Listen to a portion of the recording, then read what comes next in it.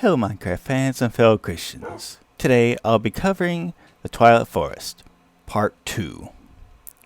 Now as you can probably guess, it's story time again. And this time I'll be covering the book that would be mentioning this particular dungeon. The Pointy Towers of the Twilight Lich. An explorer's notebook written on waterproof paper. The mosquitoes in this swamp are vexing, but strange. The vast majority of them seem to have no natural source, nor do they seem to have a role in the local ecology. I have begun to suspect that they are some kind of magical curse. Next entry. Now that I have encountered a protection spell on the ruined Labrynth here, I consider my suspicions confirmed. Both the protection spell and the mosquitoes are a curse. This curse seems to have a different source from the others I have encountered. I will have to research further. Next entry. The curse seems to be of a type too powerful for one being alone to produce. Several wizards are working in combination would be necessary. If one of the wizards stopped contributing, the whole of the curse over the entire swamp would fall. Strangely, my divinations do not show any signs of any nearby living wizards. I did see something interesting in one of the nearby pointy-roofed towers, though. Now, why would I bother mentioning the living part? Because he was essentially searching for the wrong target. The Twilight Liches, as their name implies to some, they're undead. Now, the Twilight Liches have yellow shields surrounding them. I'll have to essentially hit his own projectiles back at him to destroy the shields.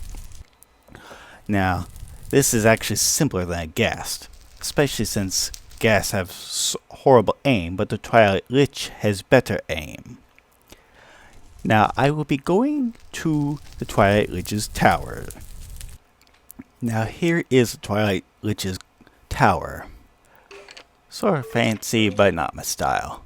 I've copied several dungeons and renovated them for my own style, but anyway. Now, I've already got 3 troops ready for the battle. They will get distracted by the mobs, or at least will distract the mobs, in any case. And since you didn't get to see them in combat in my Overlord video, you'll get a chance now. Now back to this. Sadly, there aren't any official doors, so you have to dig your way in. Now I'll switch to game mode 0 for some challenge.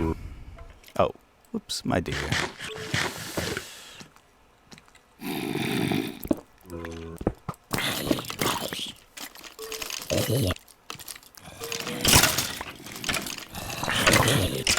As you can see, very effective.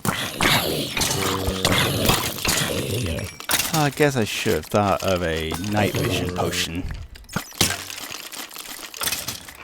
Oh well. When will I learn?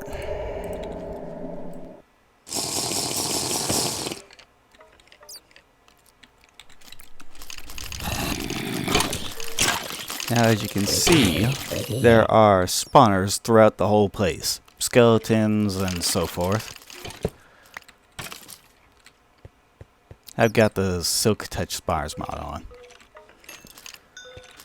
Now, you can go throughout the whole place, find loot in various places and so forth. However, I'm sure that you can actually do that yourself and find some curious things. I don't want to spoil all of it, but I can go straight up to him. He's essentially at the center of the center top. Now, theoretically, after you remove the curse from the place, you could just build all the way up and avoid all the monsters if that's what you so choose, but I prefer a little bit of a challenge personally.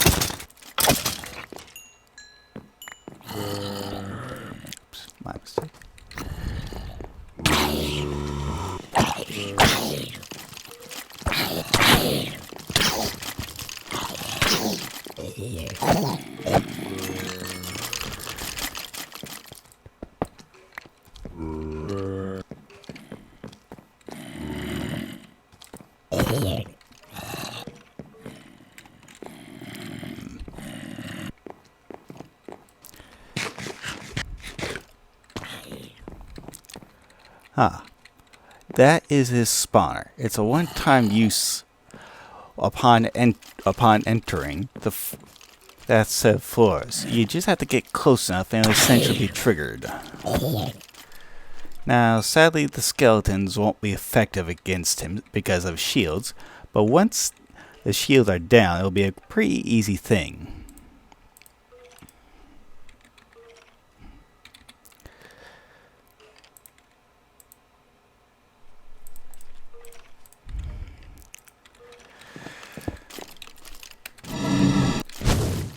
There are no blazes here, it's just him.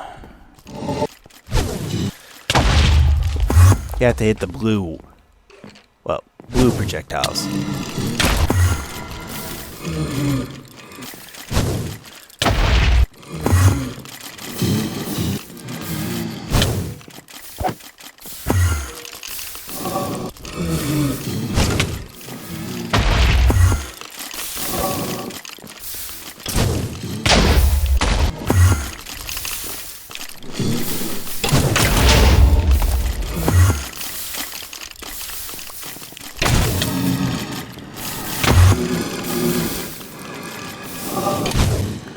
I removed my skeletons just so it would be less in the way.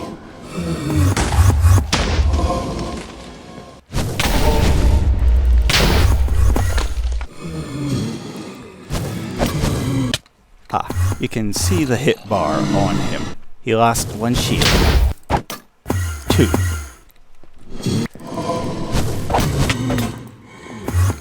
He only has 2 left. Okay, maybe 1. Now his health bar is shown.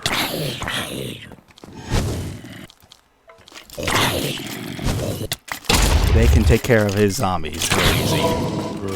Hopefully.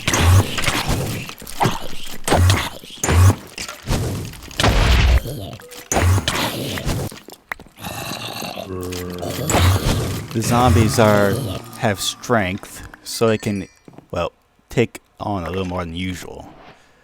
Now it gives you various scepters that have magical properties.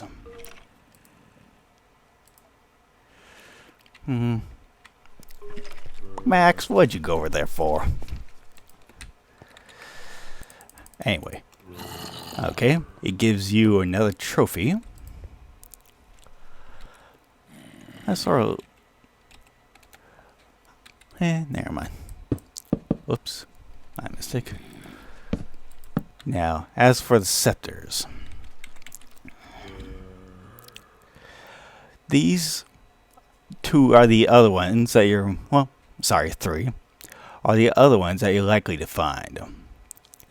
Yes, this one spawns a zombie like you saw him doing. Well, zombies.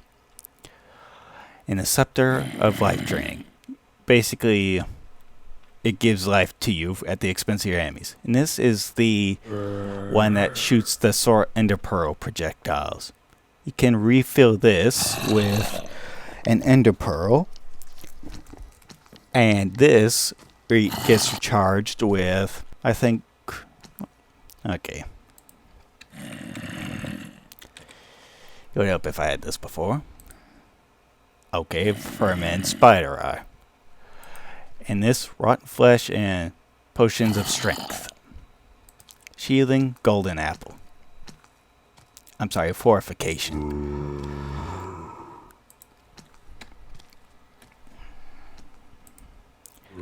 Now there's an achievement for collecting all of these scepters, and they can sort of be helpful, but my usual weapons work just fine for me. If you want something fancy, I guess you could get them, but anyway. Now, defeating this place also influences the achievements section. Here's the tower represented.